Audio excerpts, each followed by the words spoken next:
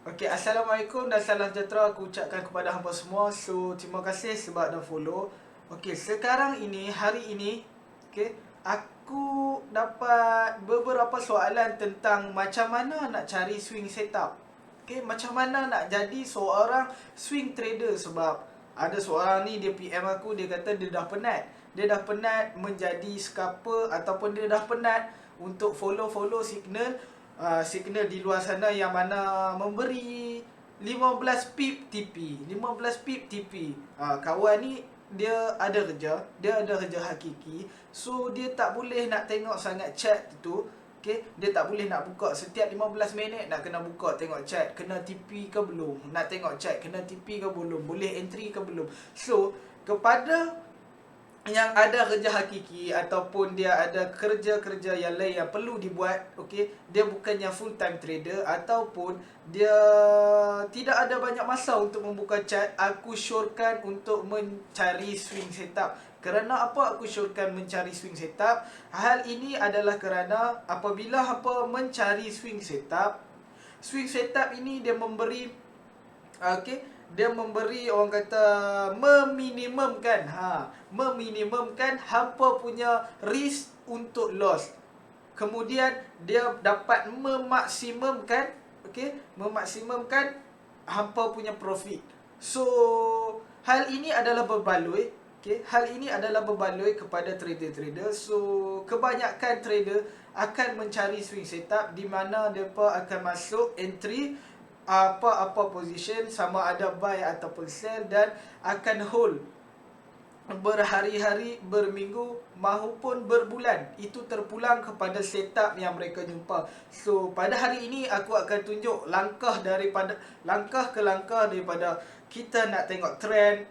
Okay, lepas kita tengok trend, kita akan mencari breakout, kita akan tengok pullback. Okay, adakah dia pullback ataupun trend itu akan terus berjalan, ataupun dia akan membuat satu pullback. So aku akan ceritakan daripada step by step sehingga hampa faham macam mana aku mencari swing setup. So sebagai contoh, aku akan buka di pair, di pair ini Euro versus Swiss franc. Yang pertama sekali, hampa buka MT4 ataupun trading view. Aku selalu tekankan benda ni. Buka sahaja di di MT4 ataupun trading view. Jangan terus mencari pula, minta maaf geng, first time buat video ni. Jangan terus tekan buy ataupun sell. Aku tahu ramai yang newbie apabila dia masuk MT4 ataupun dia terus masuk ke trading view dan dia membuka di time frame yang kecil, sebagaimana di time frame H1 candle sejam. Dia membuka sebegini terus dia nak buy. Dia akan tekan buy ataupun sell. Untuk swing setup, kita perlulah yang pertama kenal arah trend. Yang pertama kita perlu kenal arah trend. Sini dia kena tulis dia. Kalau tak tulis kan tak jadi benda ni. Swing setup. Swing setup yang pertama trend. Yang pertama hampa kena pastikan dia punya trend. Swing setup yang pertama ialah trend. So untuk mencari swing setup, perkara yang paling wajib adalah membuka di high time frame. High time frame ni apa, geng? Kalau yang tidak tahu lagi tentang high time frame ataupun time frame besar, time frame besar ni dia ada 3, iaitu monthly, weekly dan daily. So kita perlu tengok trend di high time frame. So benda yang pertama untuk kita mencari swing setup adalah melihat arah trend. So di Euro CHF, ini apa benda ni? Kejap. Di Euro CHF, benda senang nak tengok trend. Kau zoom out, ini zoom in, zoom out. Hampa zoom out. Dan hampa tengok macam ni sudah cukup. Aku tahu dan hampa pun tahu di mana trend ini sedang menurun. Dalam kata mudah ataupun dalam kata English, trend sekarang ialah downtrend. Hampa zoom out dan hampa tengok macam ni cukup di weekly. So hampa tahu trend yang pertama hampa dah dapat hint, iaitu downtrend. Downtrend.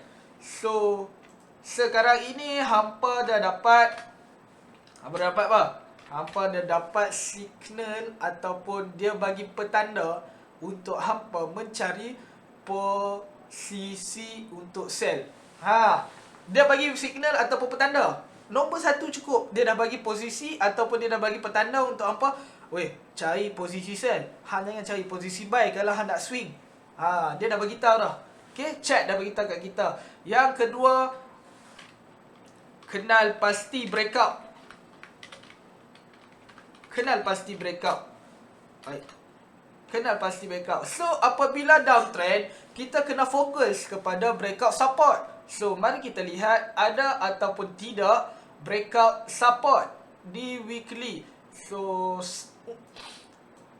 benda yang penting untuk kita kenal pasti breakout, mestilah tengok yang paling berdekatan dengan current market price. Okay, current market price ni dalam bahasa Melayu, siapa yang tak faham English, dalam bahasa Melayu ialah harga semasa. Okey, aku tunjuk dekat hampa, aku zoom in balik.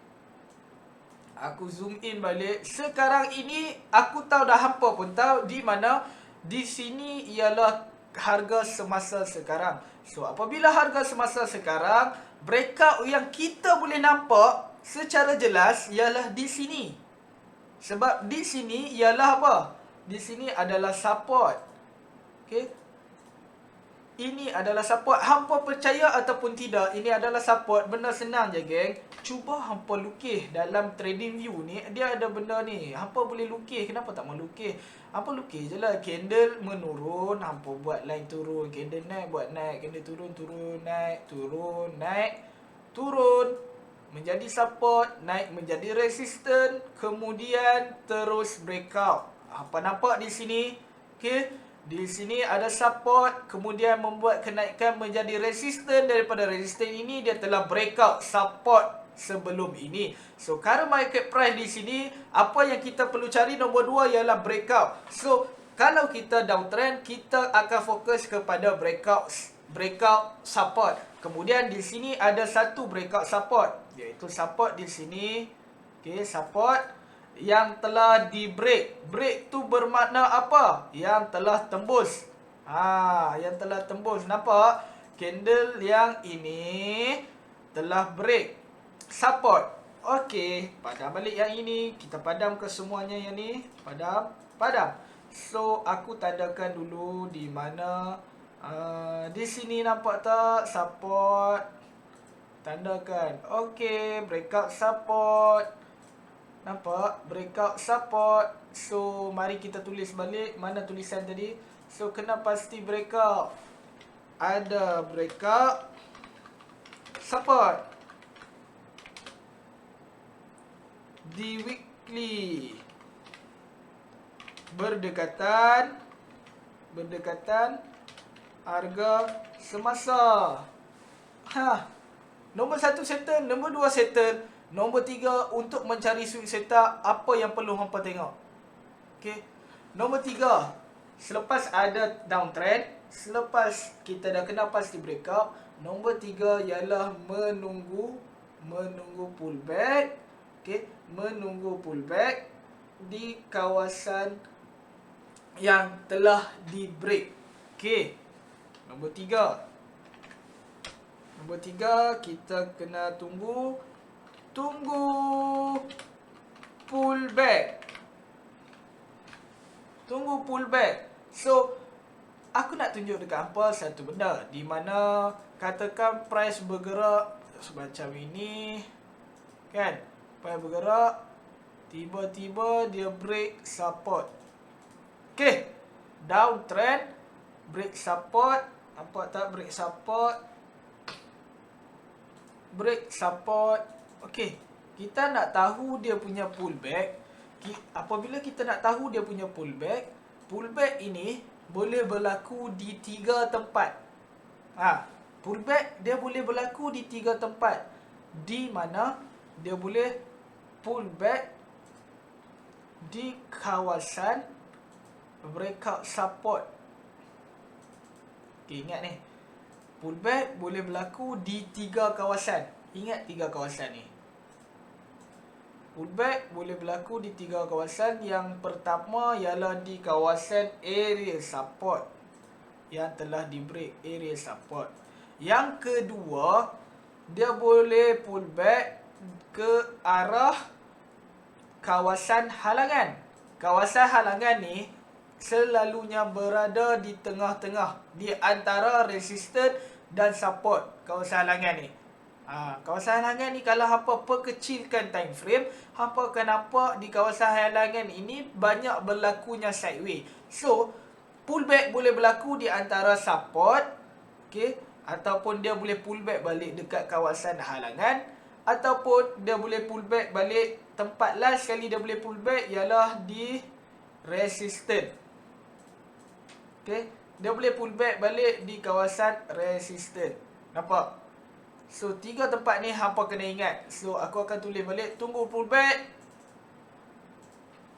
di antara 3 tempat. Tempat apa? Support, kawasan halangan, dan resisten. So, mari kita ke real chart. Okay, ada breakout support, sekarang pullback. So, dia boleh buat pullback sehingga mana? Dia boleh buat pullback sampai mana? Sampai resisten lah. Tempat last sekali kan.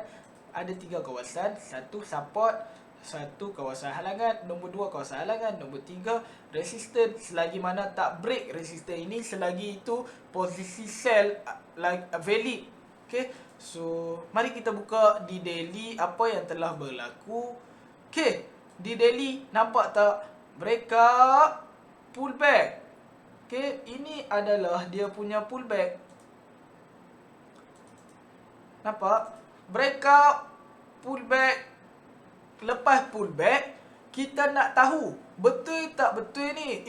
Aku ni banyak kali dah aku tahu yang dia akan buat pullback dekat 3 tempat. Okay, aku tahu dia boleh buat pullback dekat 3 tempat. Kawasan support, kawasan halangan, tengah ni kawasan halangan. Kawasan halangan dekat tengah. Okay, kemudian kawasan resisten. So, aku tahu dia boleh buat pullback dekat 3 tempat. Tetapi, macam mana aku nak kenal pasti yang pullback tu betul-betul dah stop? Macam mana aku nak tahu yang pullback tu betul-betul dah stop? Yang dia takkan buat dah pullback, dia takkan naik dah atas. Macam mana aku nak pantukan? Aku tahu 3 tempat, tapi aku tak tahu lagi betul tak yang dia dah stop pullback. So, kalau kita sekejap aku akan kecilkan balik, aku akan menulis balik benda. Mana tulisan aku, geng?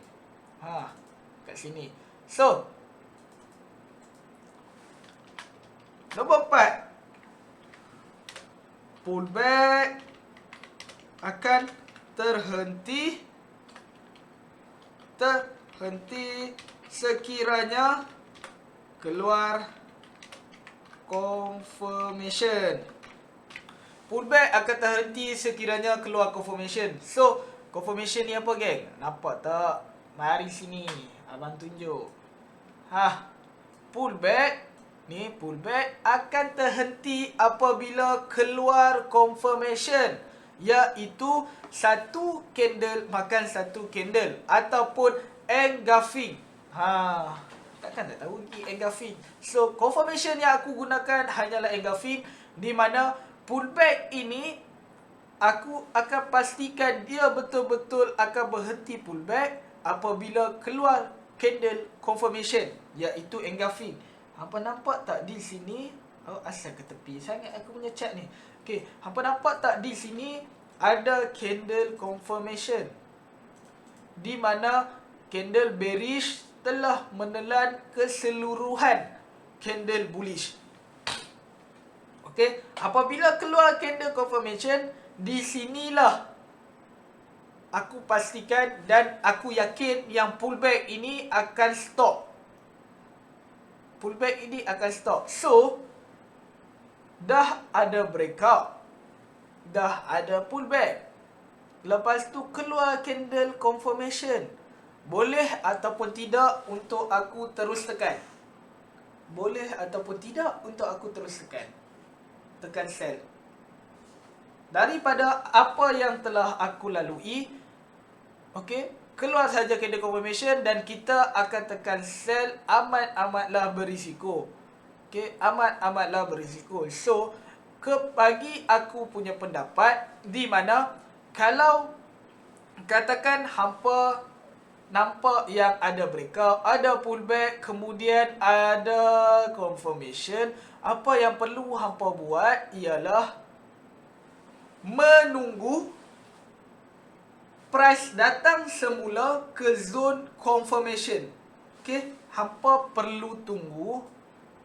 Hampa perlu tunggu lepas keluar saja candle confirmation, hampa perlu tunggu untuk price datang balik ke kawasan confirmation. Okey, lepas ni tak ada dah confirmation. Dia datang je balik, apa nak tunggu apa lagi? Tekanlah sell. Okey, tekanlah sell. So, dia kena tulis. Kalau lukis saja tak faham. Dia kena tulis. Kejap. Mana tulisan aku, geng? Hilang lah. Ni. Okey. Pullback akan terhenti sekiranya keluar candle confirmation. Okey. Nombor 5. Confirmation.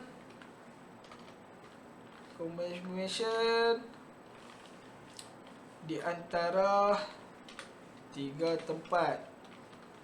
Okey, confirmation di antara 3 tempat tadilah. Pullback, lepas tu dia keluar confirmation dekat antara 3 tempat. Confirmationnya ialah apa? Engulfing. So, keluar saja candle confirmation. Yang keenam, apa yang perlu kita buat ialah biar price gerak dulu. Tandakan zone confirmation tadi. Okey, yang ketujuh kita hanya menunggu apa? Tunggu price pullback balik dalam zone confirmation.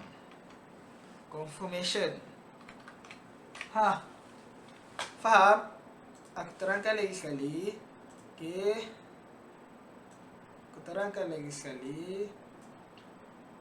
Di mana di sini kita dapat lihat ada breakout di weekly, kemudian aku kecilkan time frame ke daily di mana ada pullback. Okey, first kali tengok trend, downtrend. Yang kedua ada breakout support. Kemudian yang ketiga ada pullback. Ada pullback. So, betul tak pullback ni nak stop kat sini sahaja ataupun dia akan buat pullback sehingga ke resistance? So, macam mana aku tahu yang dia akan stop sehingga sini? Aku tahu disebabkan keluar candle confirmation. Lepas pullback, ke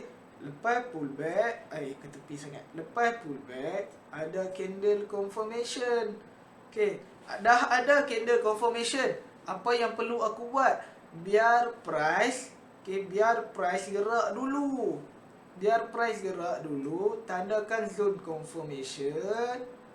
Okey, tandakan zone confirmation dan hanya tunggu price. Hanya tunggu apa, geng?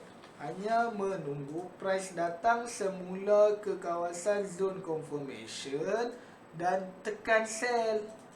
Dapat? Tengok trend, downtrend. Tengok breakout support. Nombor 3 apa? Tunggu pullback. Ada pullback. Nombor 4 apa? Betul ke pullback ni dah terhenti? Betul, pullback ni dah terhenti. Disebabkan apa? Disebabkan keluarnya candle confirmation. Satu candle makan satu candle ataupun engulfing orang panggil. So, nombor 5, dah ada candle confirmation. Dah ada candle confirmation. Patutkah aku terus tekan? Tak patut, sebab dia berisiko untuk merugikan akaun kita. So, benda yang berisiko ini amat tidak digalakkan. So, apa yang perlu kita tunggu lepas confirmation? Tunggu price gerak dulu. Gerak dulu bro. Aku datang lambat. Hero selalunya datang lambat, geng. So, dah ada confirmation, biar price gerak dulu. Lepas tu, bila nak entry? Tunggulah pullback ke dalam zone confirmation. Bila pullback balik ke zone confirmation, barulah kita tekan sell.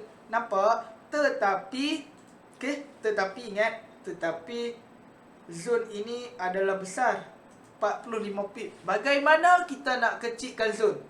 Nanti aku bagi tahu next video. Next video aku bagi tahu macam mana kita nak dapatkan zone. Kita nak kecilkan zone dan kita nak dapat entry shadow. Macam mana hampa punya kawan-kawan ataupun sifu-sifu lain ataupun orang-orang lain yang selalu screenshot entry pucuk lah, entry akar lah, terentry shadow lah, macam ni ke sharp entry.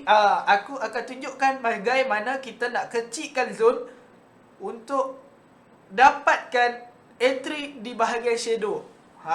Sebab zone ni besar. So aku akan next video aku akan ajarkan bagaimana kita nak kecilkan zone dan cara untuk kita dapatkan shadow entry tersebut. So lagi sekali aku ulang untuk penutup video ini, di mana aku punya tulisan selalu hilang, geng, tulisan ni. So aku rasa tulisan ini terlalu besar dan berkemungkinan hampa tak nampak. Aku kecilkan. Okey. Aku harap hampa semua faham daripada video ini. Disebabkan ialah kali pertama aku membuat video sebegini rupa. Selalunya aku buat video presentation ya, masa aku belajar kan. Tetapi kali ini first time aku buat video tentang forex. Video sebegini. Selalunya aku dalam kelas, live kelas sahaja. Okay? Tetapi aku buat video ni first time. So, swing setup. Yang pertama, kenal pasti arah trend sebab kita tak nak berlawan dengan trend. Okay. Trend, kita dah kenal pasti downtrend. Yang kedua, haruslah kita kenal pasti breakout. Di mana kalau downtrend, mesti fokus kepada breakout support. So, ada breakout support. Okay. Lepas ada breakout, apa yang perlu kita buat ialah menunggu pullback ataupun retracement. Sehari ada orang tanya pula, pullback dan retracement tu tak sama ke? Pullback dan retracement sama sahaja, cuma dua perkataan yang berbeza. So tunggu pullback di antara tiga tempat. Pullback boleh berlaku dekat tiga tempat, di mana support, yang kedua kawasan halangan. Di mana kawasan halangan ini kalau kita kecilkan time frame, akan ada sideways di kawasan tersebut. Okey. Yang ketiga, dia boleh pullback sehingga resistant. Kalau dia breakout support, paling last sekali dia boleh pullback sehingga ke resistant. So, yang keempat, macam mana aku nak tentukan yang pullback ini betul-betul terhenti? Sebab aku tak mau. Aku tengok-tengok ada pullback kan. Aku rasa dia dah berhenti dah pullback. Tiba-tiba dia pullback lagi atas. Dia pergi price tu, dia naik lagi atas. Dah terkena aku dekat situ. So, macam mana aku nak tentukan yang pullback ini betul-betul terhenti? Pullback ini betul-betul terhenti sekiranya keluar candle confirmation. Okay. Confirmation di antara tiga tempat tadilah. Tiga tempat pullback tadilah. So, confirmation ni macam mana? Confirmation yang selalu aku gunakan hanyalah engulfing. Okay. Engulfing ini ialah satu candle makan satu candle. Okay. Kalau kita nak sell, okay, kalau setup kita ialah downtrend dan breakout support, semestinya kita mencari confirmation engulfing, bearish engulfing, iaitu merah memakan candle menurun, memakan candle menaik. Sebaliknya pula, untuk buy kita mesti mencari candle bullish engulfing, iaitu candle menaik memakan candle menurun. So dah ada confirmation, patutkah aku tekan ni? Kalut orang Melayu, geng, nak tekan lah, nak FM je. Apa-apa pun semua nak FM, janji perang. Jangan geng, sayang account hampa. So, lepas keluar confirmation, apa yang perlu hampa buat ialah menunggu price. Biar price gerak dulu. Selalu orang yang gerak awal ni, dia selalu mati. Kalau hampa tengok dalam movie, orang-orang yang selalu kalau ada perang ke, kalau ada tsunami ke, orang yang paling kalut, orang tu yang akan mati dulu. So, biar price gerak dulu, apa yang hampa buat? Menunggu di zone confirmation tersebut. Menunggu di zone confirmation tersebut. Okay. Tapi aku tak ajarkan lagi bagaimana nak kecilkan zone. Okay. Sebab kita dapat candle confirmation tu di daily. So zone tu agak besar. So aku tak ajar lagi macam mana nak kecilkan macam mana nak kecilkan zone, macam mana nak dapat entry shadow tu. Next video baru aku akan ajar benda tu. Okay. Kita tunggu sahaja di zone confirmation. Biar price gerak dulu. Apabila price dah gerak, price pull back balik dalam zone confirmation, barulah kita tekan entry. So, sekian daripada aku, Nabil aku. Itu saja swing setup. Semoga dapat memberi manfaat ataupun dapat membantu hampa dalam memajukan cara hampa trade. So, thank you guys. See you next.